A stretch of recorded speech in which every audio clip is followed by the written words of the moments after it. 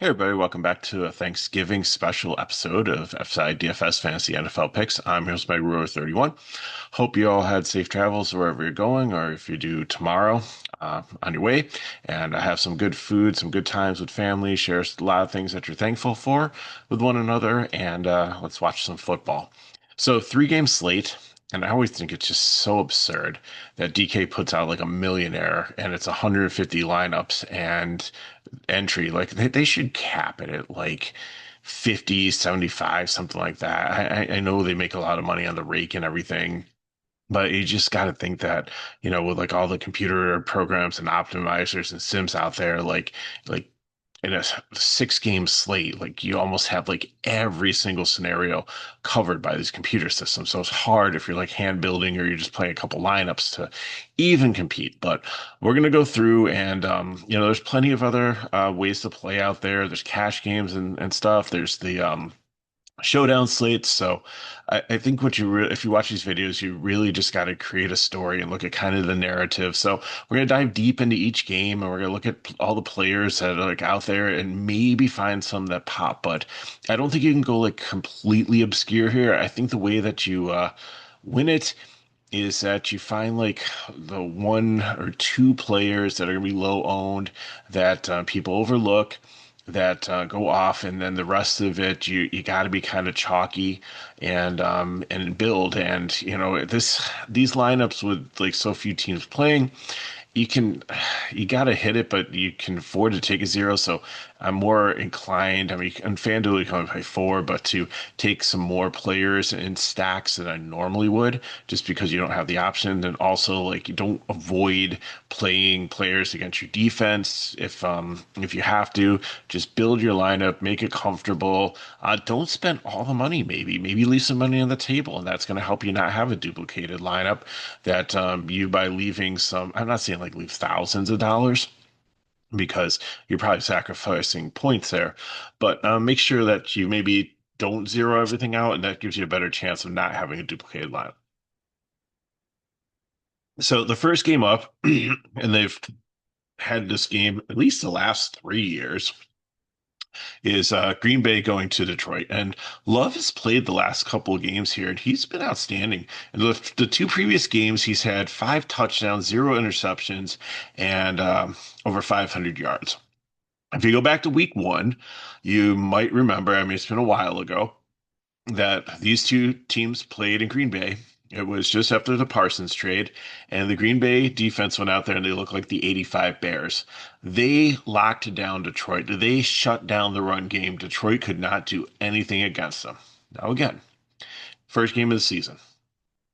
They hardly play preseason games anymore. They hardly practice. The timing's not there. The chemistry's not there. And since then, Green Bay has been a good defense, but they have been exploitable at times. Injuries, things happen. And, the Lions have definitely put things together. They've had some amazing offensive outputs. They've not shown up for some games.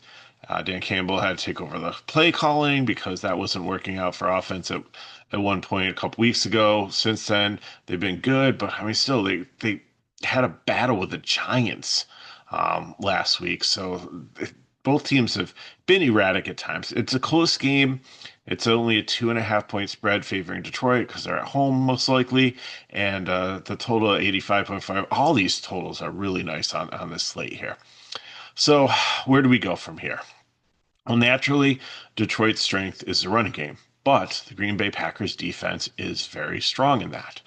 And so, what do we do here? Is Gibbs going to be able to have an explosive game like he did, going for well over 200 yards last week? Uh, I don't know. I think that's going to be chalk. I think he's going to be like one of the highest owned running backs on the slate. I think it's going to be Gibbs. I think it's going to be Brown. I think it's going to be Henry because Kansas City running back situation's a mud puddle. You have Pacheco coming back and Hunt. Williams for Dallas, but Casey has been shutting down. And Jacob is coming back on the other side here from an injury. And, they said he probably could have gone, but they gave him a little bit more rest. But is he ready to go? And Detroit has a pretty decent run defense. So, so where do we start here? So I think in Gibbs is safe in cash. if you want to. Montgomery really hasn't had much role. There's a great control area in play because if he's the one that goes off or something, then in GPP that could be the differentiation.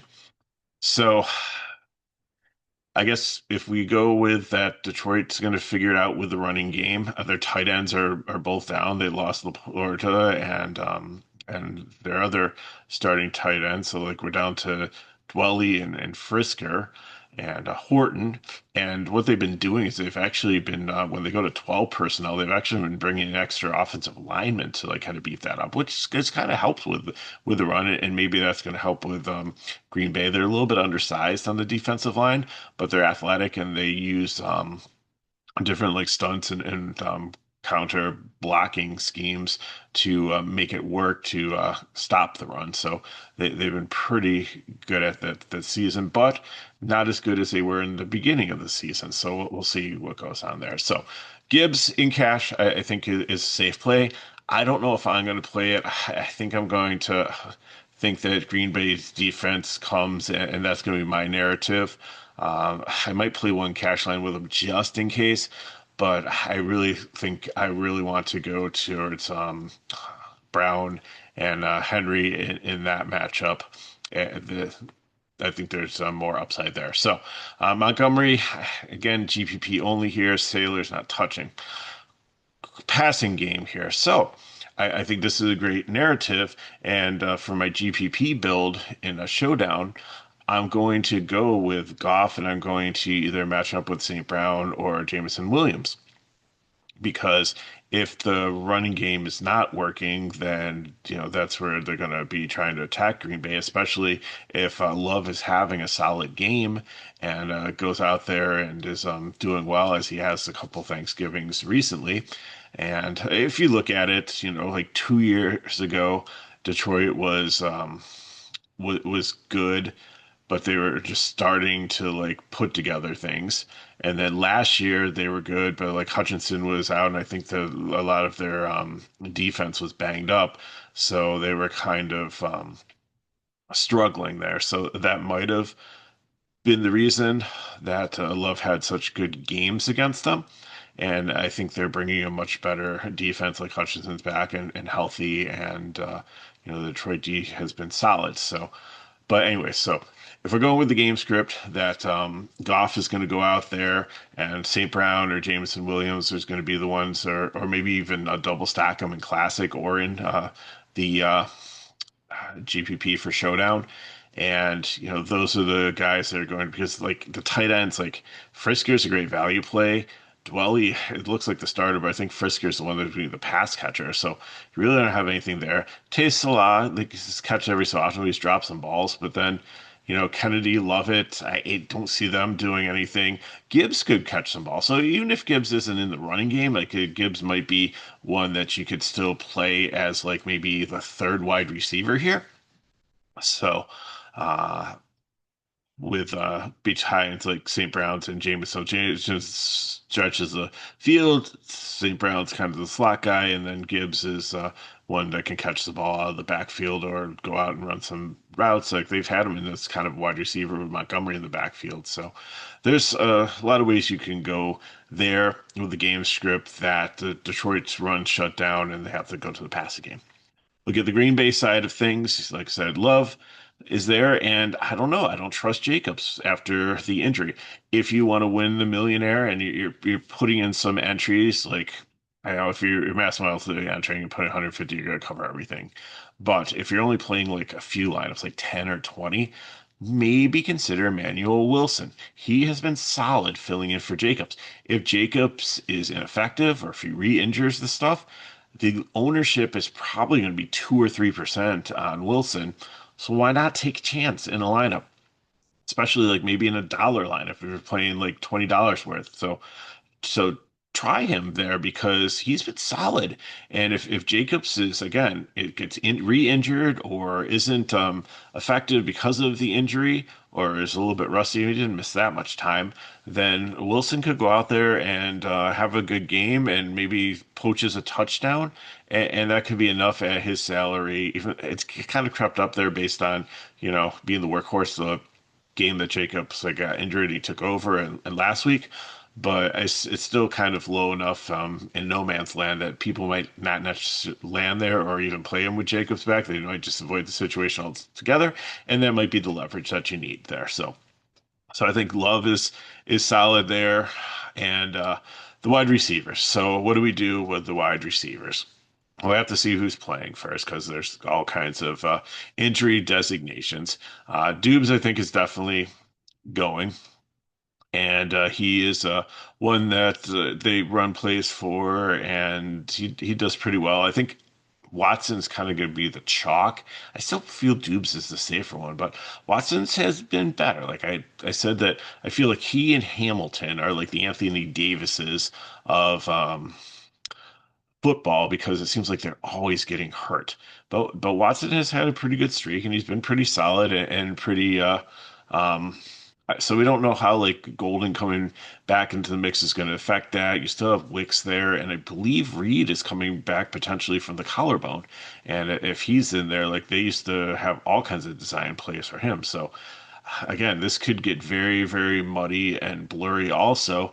Again, I think your safest bets, like ownership wise, I think a lot of people are going to be on Watson. So I think, Dubes is the one if you want like the lower ownership. And I think they should be close to around a dozen points.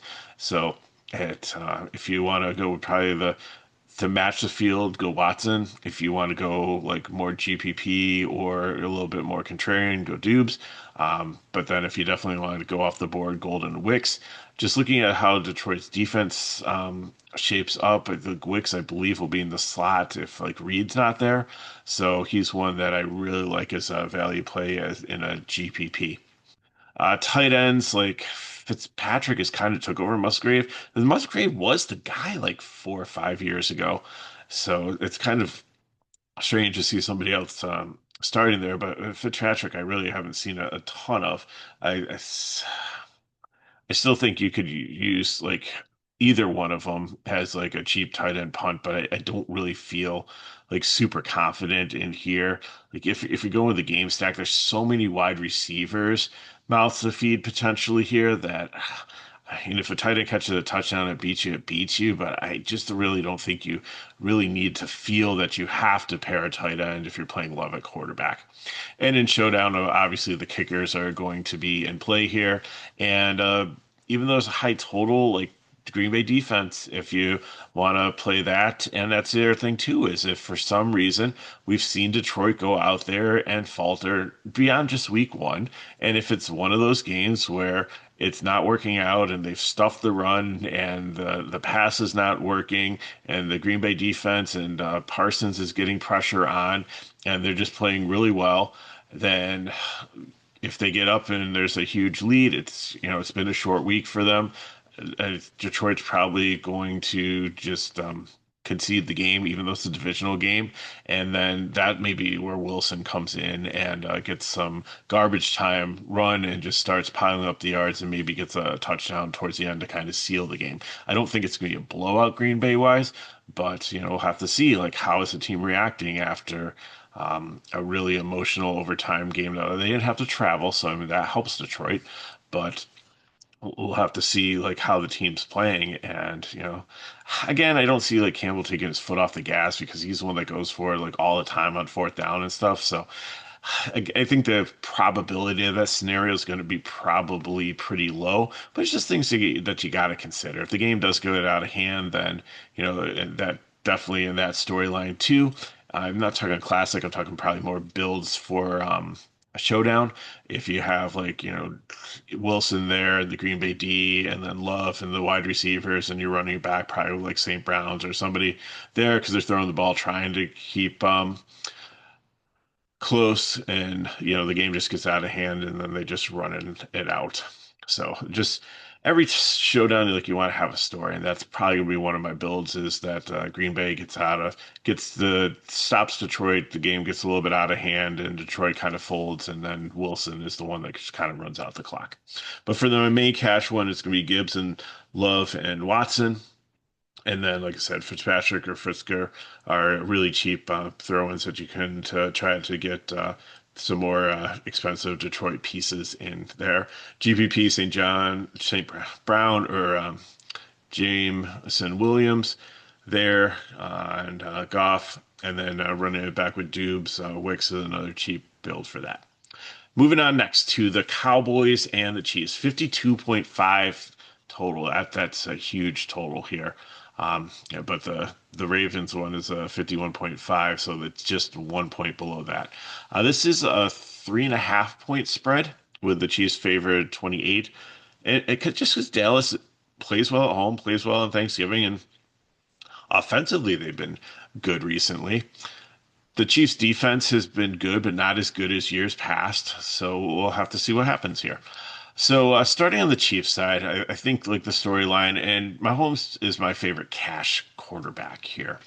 I like Lamar Jackson, obviously, but Lamar hasn't been as mobile recently since coming back from the hamstring injury, and he hasn't had to be like he's run when he had to, and you've started to see him turn it back on, but he really hasn't had to run as much. Besides the Cincinnati defense is abysmal, like historically bad, and I really think Henry is going to be the key feature and pound the ball again. Like all these teams short week, and that might be the most effective way to get through the game is just pound the ball with Henry and wear them out and pass when you need to. So I don't see it being a shootout. I see. I look at the Cincinnati side of it, and I see like the Burrow's coming back as quarterback and like trying to get chemistry and timing and everything down. He's been out for a while.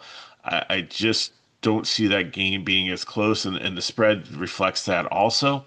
So I really think like Mahomes is where I want to go as my cash quarterback. And he's going to be throwing the ball. And he's going to be licking his chops because Dallas plays zone defense, um, and they have really good job exploiting that. Now they have Hunt and Pacheco back.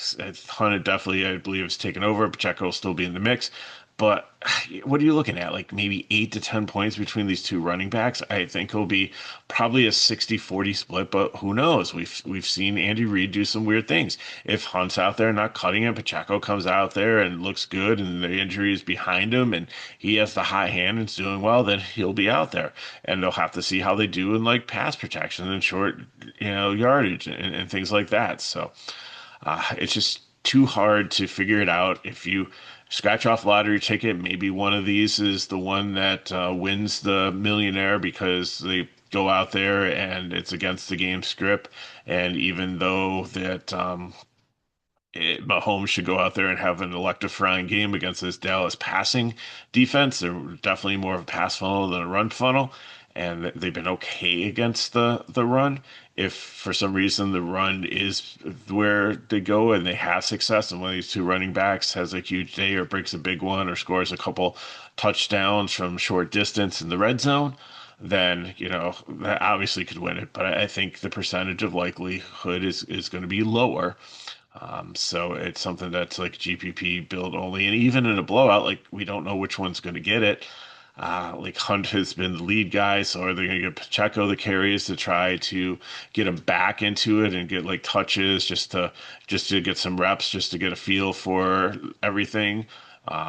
Or because he has the injury, are they going to go with Hunt and rely on him just to save Pacheco? So again, well, because Hunt played a game last week and it's been a short week for them also, but Pacheco didn't play, so maybe he's the one. So it's just, see, there's like so many guesses that you have to make in this scenario that it's just not clear cut. So just so murky water that I'm just going to kind of probably avoid that and not play either one of them.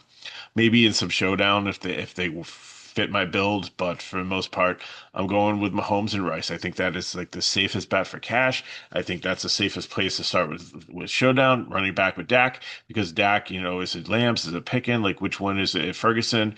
To cool off a little bit, but he's still around there. Like so, like where's the ball going, or is it gonna be like a Turpin game or or like somebody else? Like you don't know sometimes with the Cowboys. So I think that's the safest showdown build is Rice as the captain or Mahomes. And Rice is one of the flex players, and then run it back with Dax. And there's enough value in here to be able to make it happen. So Rice obviously is the top one. Does everything on the field where like Worthy is like stretching the defense and Brown and Smith-Schuster and Thornton are out there. Like they have speed and there's so I know the Chiefs are like 500. Actually, I think they're above. I think they're like what 7-6 now.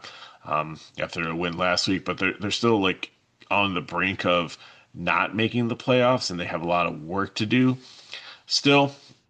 And some of the injuries have had an issue for them not to be able to be successful here, but they're starting to get back, and we've seen glimpses of them in a couple recent weeks where they look very scary and like, one of the top teams in the NFL again, firing on all cylinders. So, and this might be another day where we see that. So Rice, I like. Worthy, I think is great in GPPs. Uh, Hollywood Brown, I think, would be the other one. He just seems to come up in like in big games.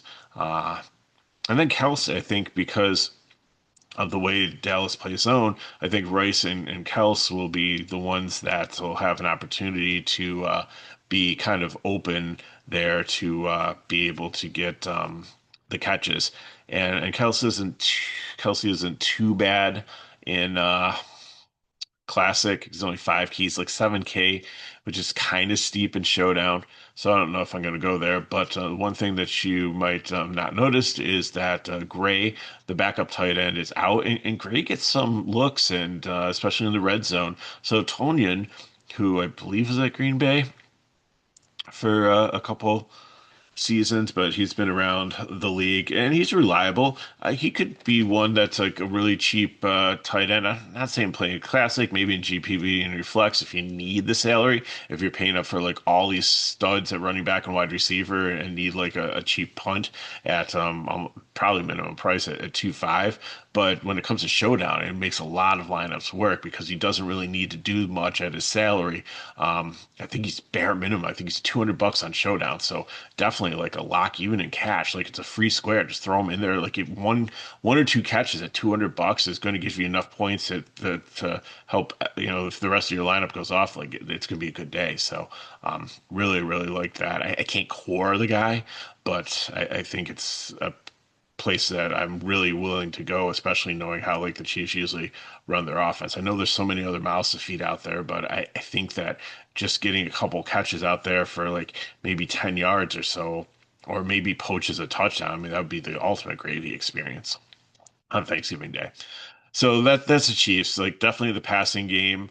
Mahomes and Rice definitely maybe like Worthy, and maybe if you want to try to figure out what running back, but I definitely love the defense. In cash, my favorite one's Green Bay. But if you have the money to pay up for them in cash, I'm fine. But like in GPP, probably going to have one of them there. And the kicker, Booker, is definitely always in play. Cowboys, uh, Dak definitely running it back there. Might play him in a GPP here. Devontae Williams has been pretty pedestrian the last couple of weeks, and the Chiefs have been good at shutting out running backs. So I just don't see him having too much success here. So I do see him at like almost 30% ownership. And again, it's because of some of the other like running back situations out there. We don't know, like the Green Bay situation's kind of iffy. And same thing with the Chiefs one. So with only 6 teams playing, I think that's where he gets like the ownership. But GPP, maybe I'm definitely not playing with cash, and maybe one lineup have some exposure just in case he's the one that goes off that everybody's overlooking, like I'm talking about it now. But I really think that Dallas is going to be focusing on the pass, and Pickens and Lambs where they're going to be going, and Ferguson. And if you want to throw in some of these other ones, that's fine. GPP, in cash and showdown, Aubrey the kicker is always in play. I would not play the Dallas defense, but with only teams in there, they're the second cheapest in classic. Cincinnati is the cheapest, and I would not play them. But if they return a kick for a touchdown or a pick six or something, then even if you're heavy with the Chiefs, they could potentially pay off what they need to with that, even though they're giving up a ton of yards and a ton of points. So that's always an option there. I don't like it. I don't have it in any of my builds, but that's why they play the game. It's a home game. Dallas has played well. Kansas City has, just like Detroit, has had some off games. And if this is one of the off games coming in a short week, having to travel, and Dallas goes out there after an emotional win and carrying some momentum and just gets up early. And that's the other thing too, is like it just seems like on Thanksgiving Day, like this is tradition and this is like the expectation. And sometimes they rise to the occasion. And those Dallas Cowboys love scoring touchdowns and jumping in the Toys for Tot giant bin that they have, or all the different celebrations and things that they can do to that they won't get flagged for and hurt the team. And it's just a fun atmosphere, and I think you just love scoring a touchdown as a Cowboy. There's just so much like incentive for it to happen. I'm not going to say that that's going to speak it into existence by any means, but I think this is going to be a very entertaining game. I think it's going to be a close game. I think Kansas City definitely pulls it off, but I really think it's going to be a pass-heavy game. I really don't think the running game is going to matter unless they get close to the red zone and maybe poach a touchdown here or there. But I think most of the touchdowns are going to be probably passing touchdowns that you're going to see in this. So, final game of the night at 9:20 p.m. That's a little late, but it'll give you a chance to get all the dishes cleared and take a nap and so after the tryptophan of the turkey kicked in and have some leftovers for dinner or grab a pizza or whatever and sit down and watch this one, the Bengals and the Ravens, a divisional game. I believe the Ravens are in first place now, even after their abysmal start since week 7 in the trade deadline. When they've got some pieces, their defense has gotten back and has gotten healthy. Lamar's back. It's really looking good for them, and I think it's going to be a big win for them here. They're favored by 7 points, but this game could get ugly with how historically bad Cincinnati's defense is and how the Ravens are starting to click and how their defense is starting to come back together. Now, their defense revolves around Kyle Hamilton a lot. And like I said, he's like Anthony Davis. And I said it in the video last week, and it happened if you watch. It seems like he plays with reckless advantage. You know who he reminds me of is, if you've been around sports for a while, Brandon Roy was a really, really good point guard for Portland Trail Blazers. But the guy drove to the basket with reckless abandon. He did not protect his body, and he was injured so often. Derrick Rose did that a lot too.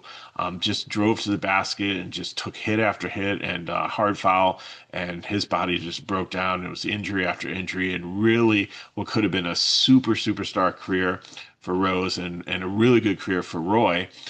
Just ended up just being like average careers marred by injury because of that. I think Kyle Hamilton plays the same way.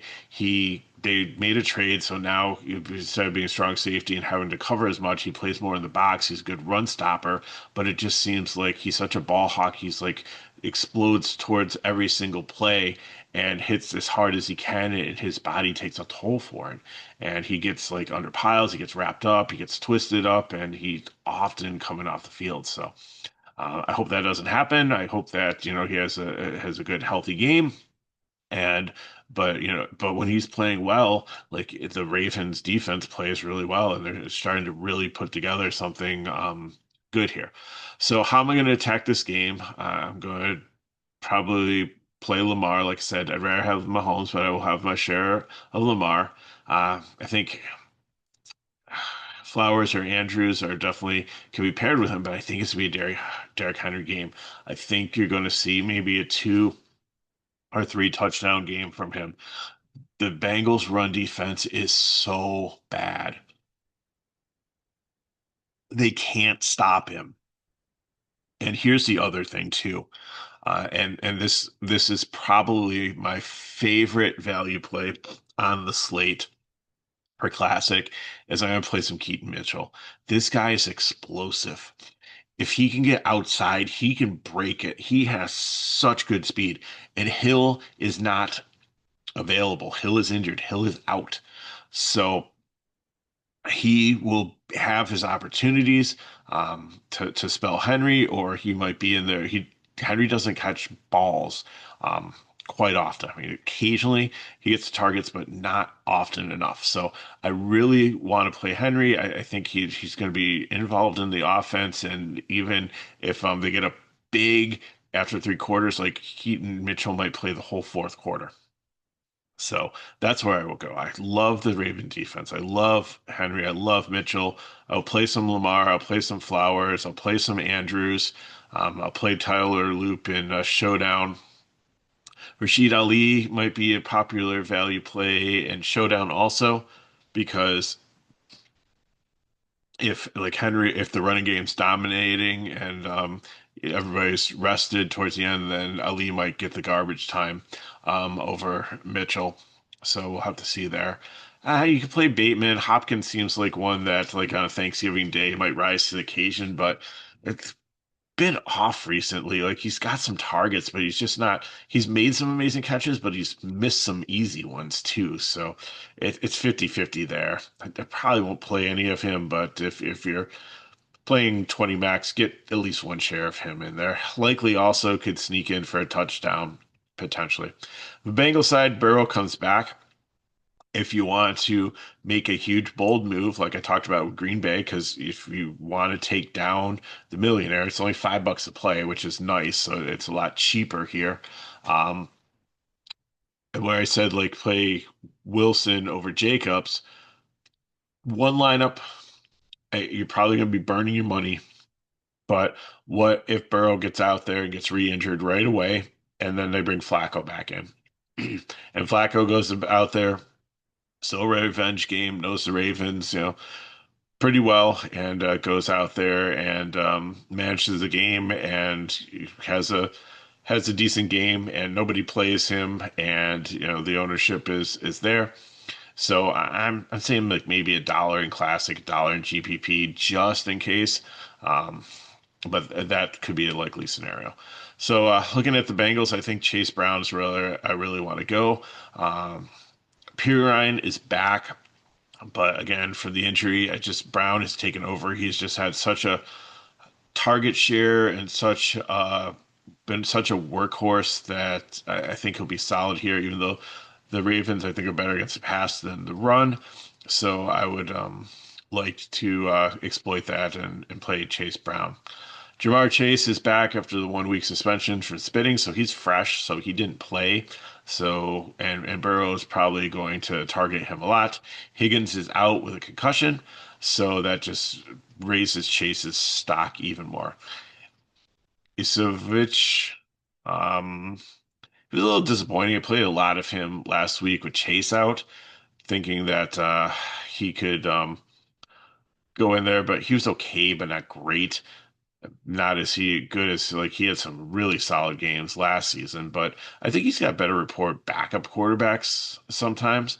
And then Tinsley was the one that actually had the catches out there that I was did what I thought Yasovich would do, and I was kind of disappointed in that. So Tinley's really cheap, only 3.5 in classic, and really cheap also for showdown. So I'll have some shares there, but I like Gesicki, the tight end. He kind of becomes like the third wide receiver here, and between him and Chase Brown, I think those are really the options that you're looking for. And Burrow, I just kind of worry about a little bit of rust there being off so long, but it wasn't like an arm issue with him. It was a toe or something, I think. So like his arm should be good, and I believe he's probably been like throwing the ball and stuff, just standing still, just not moving around. So I think the timing's going to be there. But again, I just kind of worry about it. Uh, if I'm playing the showdowns, I'm definitely going like Henley, Lamar, and I'd rather have Brown for the running game. But in GPP, give me like Chase and Burrow, and then I got to run it back with Flowers. McPherson, the kicker, is definitely in play. I'm not playing the Cincinnati defense for any reason. Even if I'm playing 150 max, I don't know if I play any percent of the Cincinnati defense. I know anything can happen, but I've just seen like how historically bad they are. And yeah, they run like kicks back from for touchdowns. So I mean that is always in play there. So saying if you are mass multi-entering, then less than 5% for Cincinnati defense. It does open up a lot of stuff. But just make sure if you're doing it that the game script is that they're like winning the game too. You, so look at the lines and make sure that you have some decent representation of the Bengals. I think that's where they do really well. But then again, the Ravens could absolutely crush them, um, and that one touchdown could do it. But I just fear the Ravens are going to put up too many points and too many yards, and it might just be a break even scenario. So you're paying nothing for the defense, but you could pay a couple $100 more and get up to like Green Bay and actually like have more points per dollar and it not really cost you anything in the rest of your lineup. So those are the showdowns and the breakdowns of all the different games. So like classic, like you see here, I have Mahomes, Brown, Henry, and Rice. I'm probably going to maybe run it back with a Dallas wide receiver there in one of the spots, but there's so many different ways to go there. You can go with like somebody cheap in the flex and you get up on the wide receivers. Go with you can go Kelsey in the flex also to have another target from our homes, and then go like mid range for the wide receivers, or go like really go like throw Tinsley in there, and then you can get up to like a higher one. And so different ways to build that. And then the GPP, I built two. One of them I went with Detroit, where the run gets shut down. So I have Goff and St. Brown and Jay Will there, and the running back with Dubes, Mitchell there, the running back. Then I'd probably go with Henry or another stud running back there, and then tight end. I'll see who works out.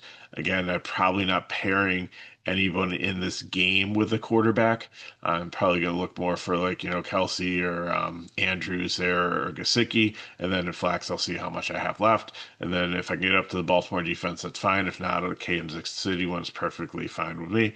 If I'm going with the Love build, then I'm probably going to go with the Dubes and the Wicks. I'm going to avoid playing Watson just because like he's gonna be so chalky, but I don't hate it if you want to sub him out if that's your favorite wide receiver, because even though he's gonna have the ownership, I'm gonna probably have the differentiation at quarterback with Love and Goff because they're probably gonna be the two least owned quarterbacks. I think people are gonna be intrigued with Burrow coming back. They're gonna play Lamar, they're gonna play Dak, they're gonna play um Mahomes. So I really think that these two quarterbacks, especially in the early game where a lot of people are eating dinner, if they want to watch their players play, they're probably going to look to the 4 o'clock game or the late game for that. So, and then again, whatever defense works out for you.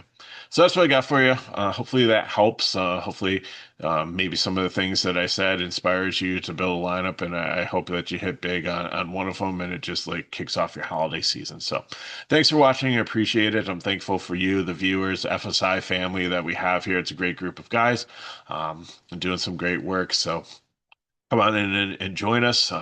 If there's a description of the video, you can get into our Discord, and we often run free stuff. We'll probably be running a sale too on our packages from Black Friday through Cyber Monday, probably a half off sale. So, if you buy something, then it'll go twice as far for you. So, thanks for watching. Good luck in your contest. If you have any questions, put in the chat below. If these videos help us back, like, subscribe to our channel if you haven't already, and share with your friends. So, thanks for watching. Have a safe Thanksgiving, and I will be back on Saturday night or early Sunday morning for the breakdown of the rest of the week.